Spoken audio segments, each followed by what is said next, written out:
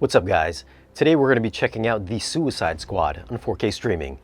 Remember, this isn't a review on how good or bad the movie is. I'm just going to share some of my thoughts on the audio and the video quality. Now let's go over a few tech specs. The movie was shot in 6K, 8K, and in IMAX. It's got a 4K DI. It's rated R.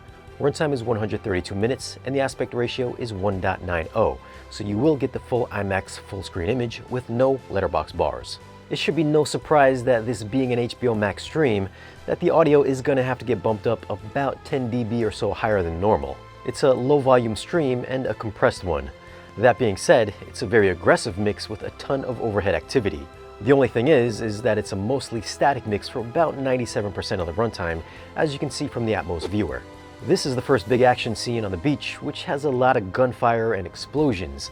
You'd think there'd be yellow objects floating everywhere, but the effects stay stationary for the most part. You can still hear every bullet zipping through the different channels, and there's a lot of effects floating above your head. You're gonna be immersed in all directions. Now there are maybe 3 or 4 parts where you do get a bunch of objects dynamically moving around. I think the most noticeable part comes around the 28-minute mark when Ratcatcher calls all the rats. You'll hear them start scattering through the trees in the lower and top channels, which you could follow by seeing how the yellow balls are swirling around. There's a couple other parts, but I think this one is the best. As for video quality, this might be the 4K crispiest DC movie to come out yet.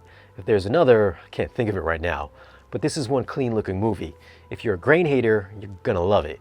You'll see all the fine cotton fibers in the characters' costumes and even how acutely detailed King Shark's skin is. The digital effects blended perfectly fine with all the live action and never seemed out of place or drew attention to itself, unless you count the giant starfish. The HDR gave the picture a fairly bright overall image during the brighter portions of the movie, and colors had really good pop and saturation. There's splashes of vivid primary colors, and peak highlights can get pretty darn bright from the sunsets and all the explosions. Black levels were solid throughout with great shadow detail, and this being a digital stream, I actually didn't notice any weird compression artifacts. This is one of the best looking streams I've seen. Dope as fuck.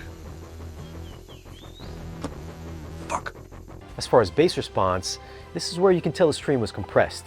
There was a crazy amount of bass during the whole Starro escape scene towards the end that will shake the foundation of your house, but you could tell there's even more extension down low that's missing. Still, your subwoofers are going to hit crazy hard during the action scenes, and dialogue was always easy to hear. Now if this is your first time on the channel and you're into audio and video and new movies, be sure to tap the subscribe button for new weekly videos.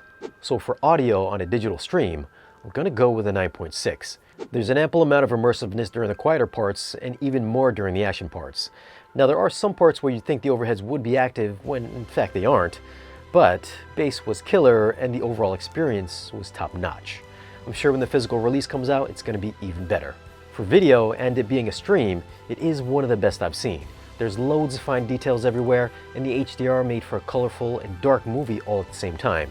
There is some occasional softness, but that might just be the stream. So I'm gonna have to go with a 9.7. Well, what are your thoughts on The Suicide Squad on HBO Max? What'd you think of the AV quality, and which one do you prefer better, part 1 or part 2? Leave a comment down below and let us know. As always guys, thanks for watching. If you want, you can follow us on social media, and if you want to support the channel and get exclusive content or great discounts on audio and video gear, then stop by our Patreon page. Be sure to like, share, and subscribe, and we'll see you guys again in the next video.